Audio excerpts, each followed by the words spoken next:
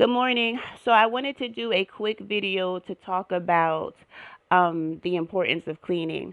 I know that often we have so many things that we want to do. We want to write a book. We want to, be beautiful. So we want to work on our physical appearance. We want to exercise. We want to, you know, pursue whatever our occupation is. We want to be do well in school. We want to work on our YouTube channel. Like we want to like there's all these things that we want to like these goals that we want to accomplish, and cleaning just feels like such a waste of time or almost. I remember a little bit ago I felt like, man, all I've done is clean. You know what I mean? All I've done is clean. I haven't, wrote, or I haven't done this, or I haven't done that thing. And I was feeling like maybe that was like a waste of time, right? But it wasn't, because we learn in the Bible that plenty of spirits are called unclean spirits. And when we hear unclean spirits, we kind of think of like mental uncleanliness. People have dirty thoughts and things like that. But a lot of times, like, we have to take the Bible very literal. And an unclean spirit is not clean, right? And so an unclean spirit is gonna thrive in a unclean space. I noticed for me, when to me, I consider depression a spirit, right? I consider like that. I consider it spiritual warfare when I notice myself getting depressed, right? Um, but to me, the signs that you're getting depressed, or the signs that you're like you're having like some mental problems, is that I stop cleaning. You know what I mean? And then the sign for me that everything is like good mentally is that I begin to clean. You know, when I used to smoke weed, I remember that, because weed, like, it self medicates, depression and things like that, and anxiety. That I would get high, and I would just like have to clean up. I remember when I first started taking Wellbutrin, I was depressed for a few months, and I wasn't taking a shower. And I could like literally smell myself. People could smell me. My friend, she was like trying to tell me, Tamika, she was like trying to tell me like, yo, you need to take a shower. But I really wasn't comprehending it. But now I do. I was like, I literally could smell myself.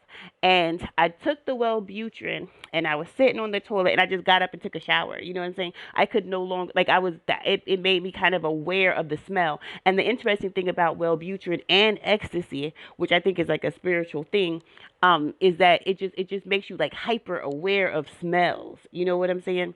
Um, I think that this is why Bath and Body Works is so popular and so famous, because smells are a spiritual thing, right? You can't see the smell, but you're aware of it. And we're told all the time in the Bible about, God liking the smell of burnt offerings and things like that. Um, it has to be the smell of like blood and stuff, like, you know what I mean. So I think like certain smells, all smells, I think that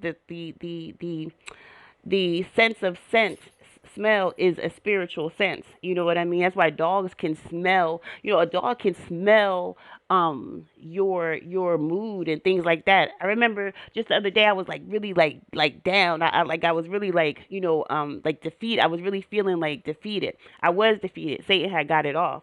And my dog was smelling me, and then she just started to hug me. Like, you can, like, smells are a spiritual thing. People who walk around with demons, they stink. They stink. So, um, and a stinking smell is evidence of uncleanliness, right? So, an unclean spirit, a spirit of depression, like when I notice that, like, yo, like, I don't want to clean, you know what I'm saying? And when it gets bad, it's like I might make something for dinner, right? And I'll be comfortable with leaving the dishes in the sink. I'll look and say, you know what, I'll wash them tomorrow. I don't feel like, washing them and all that kind of stuff like that. But when you are in your right mind, you know what I'm saying? You look at those dishes, you don't feel like washing them, right? But you're like, now let me just knock these dishes out. I'm not gonna go to sleep, with these dishes. And when I'm really, really in my right mind, I remember like a few weeks ago, I was really in my right mind. You know what I'm saying? Like I was um, like really in my right mind, and I saw a fly, and I was like, you know what? I'm gonna make it my mission that any fly that come in here, they're gonna be playing themselves out. You know what I'm saying? Because it's just gonna be so spick and span that a fly gonna just be playing themselves. You know what I mean? And so I went and got a new trash can with a lid on it. So like yo, you gonna be playing yourself if you come in here, right? And we know that flies. I think flies are. I don't know if they're noxious. If like the I don't want to go into a hard one, but yeah, um, cleaning is the highest form of spiritual warfare. It's the high, that's why they say cleanliness is next to godliness. That's not actually in the Bible, but it's like the Bible always talks about being cleansed. That's why Jesus is white as snow, because that's really signifying his cleanliness. You know what I mean? Cleaning is the highest form of spiritual warfare. It is. You know what I'm saying? I think it go before fasting. I think it even go before praying. You know what I mean? As far as yeah. That's the highest form of spiritual warfare. And maybe it's not like actual warfare, but it's preparation for warfare. You know what I mean? It's bringing the enemy to your environment, to your place, right? When you having a war and and they bring it to your soil, that may be like, oh man, that's how they lost in Vietnam, because like if you lived in a huge mansion, right? um and somebody came to, like, get at you in this mansion, they gonna be hard pressed. If somebody came to America to That's why guerrilla warfare works. If somebody brought the war to America, just like if we bought the when we bought the war to Vietnam, we gonna be hard pressed, because we don't know the places to hide. We don't know the terrain. We really don't know, like, the weather and that kind of thing. We don't know where the traps are. You can booby trap stuff because they don't know where they're going. But you know what I'm saying? So um maybe it's not like the highest form of spiritual warfare, but when you keep your environment clean, that's bringing the enemy to your turf, because cleanliness is next to godliness. Where Because God likes sweet smells, he don't like stank smells, and stank smells come with a dirty environment, right? So when you keep your environment clean, when you get up and clean your house as a woman, that is because the fly lady call it blessing your house. You are blessing your house. What you doing is you sanctifying your house. You making your house your turf. You taking control, like you know what I'm saying? Like, you really, like, cleaning is really claiming your environment for you and the spirits that you rock with. You know what I mean? So them spirits of depression, them spirits of lust and laziness and things like that, like, they can exist and they can come get at you, but the first thing they gonna have to do is convince you to not clean. You know what I'm saying? That's the first thing they're gonna have to do. Now think about, like, kids that's born with like diseases. Like, I just saw a video with a boy with spina bifida. Um, and that's I don't want to go into a hard one on that one, but um, for us, you can't listen to me when you like I'm sitting now in my room is clean, right? Um, it's gonna be hard for me to catch a spirit of depression in this room. You know what I'm saying? Because the room is clean, everything is in order, and there's some houses that you can't get it clean no matter how much you want to clean it, because that house is already claimed by demons. When I was living on Edgewood in Trenton, yo, that house was so dirty. Like, it just had like a dirtiness about it. Like, even if I got up and cleaned it, it still would be dirty. You know what I'm saying? Like abandoned houses. Like, you could literally clean an abandoned house and it's still gonna be dirty. You have to power wash it. It ain't nothing you can do with your two hands, because that house is claimed, right? So by unclean spirits, right? It's people like, I remember Alabama. It was this guy. He was actually cute, but you could just see the dust on him. You could just see the dirt on, like it was a very fun, like, you know what I'm saying. Even when he would clean up and get dressed and everything like that, you could just still see, like, that's why they call, like, you could literally see, you know what I'm saying, the uncleanliness on them. Like, you know what I'm saying. It was it's And then too, I wonder if, like, the spirits that are close to God, if the angels that He's given charge over you, like, can they like really exist? And of course they can, right? But when you have an unclean environment, then you've given then that environment is home and host to unclean spirits. So you gonna notice, because I know this. that whenever like like what I mean, I get kind of lax on taking a shower, and it's not like like if I'm gonna go to the store and I'm like, okay, well I don't even need to take a shower. You know what I'm saying? I get lax on cleaning up. You know what I mean? Then I gotta I'm old enough and sophisticated enough to know that when those things happen, like you like this spirit of depression is trying to creep up on you, because people think that depression calls you not to clean up. No, you don't clean up and then that open up a spirit of depression. And so whenever I get like, okay, I don't really feel like cleaning up, blah, blah, blah, blah, or when I notice to myself, like, if I feel comfortable going to sleep with dishes in the sink, okay, a spirit of depression is at me.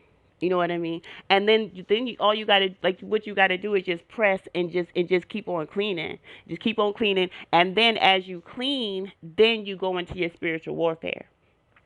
Then you go into your binding, you know what I mean, and you loosen. Then you go into your midnight prayers. Then you go into your fasting, even. You know what I'm saying? If you have to, then you go into the spiritual warfare. But the basis of your spiritual warfare is cleaning, so that's gonna bring all them spirits to your turf. You know what I'm saying? That's gonna bring all them spirits that's trying to get at you to your town, to your city, to your country, to your state, to your mind state. You feel what I'm saying? So me, like if somebody was to come to get at me and I ran to New Jersey, you know what I mean, to my state, my physical state, um, yeah, they're gonna have a hard time getting at me. Because they don't know the people that live there. They don't know, the certain projects to go to. They don't like, you know what I'm saying? Like they don't know a lot of things, right? If I was to come, if I was to you know what I'm saying? So that's the thing. Um when you cleaning up, that's just like really like it's blessing your house. It's making your house, next to godliness. You know what I mean? And so does that mean you're not gonna have spiritual warfare? They gonna try to get at you. You know what I'm saying? But that's when you go into your spiritual warfare. But you gotta have a clean space. You know what I mean?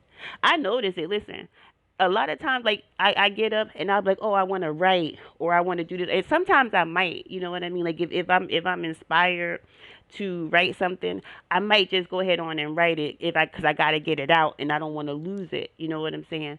But in general, like that's just the thing. Like cleaning up is so important. You know what I mean? It's because it's you and you thinking like, oh well, I'm gonna write this book or I'm gonna do this, I'm gonna do that, and then clean.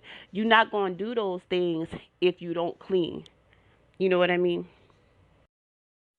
Because you giving ground to the enemy. It say give no ground to the enemy, right?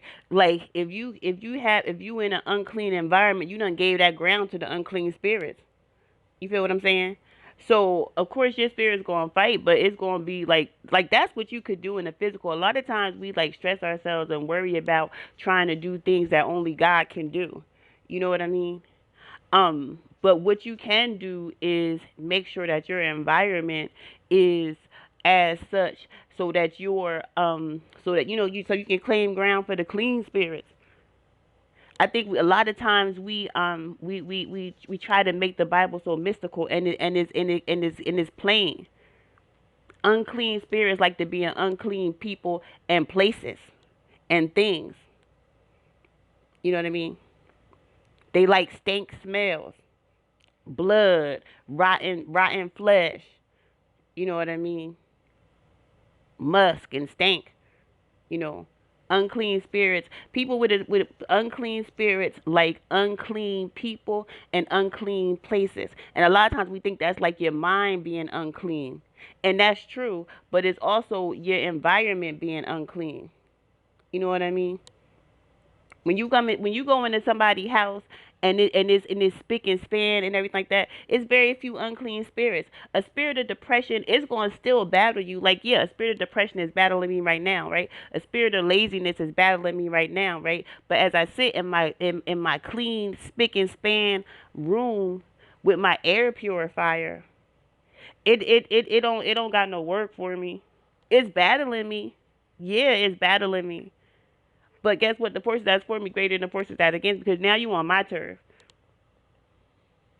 So I'm not saying you're not going to have no battles, but the first thing you could do is clean up.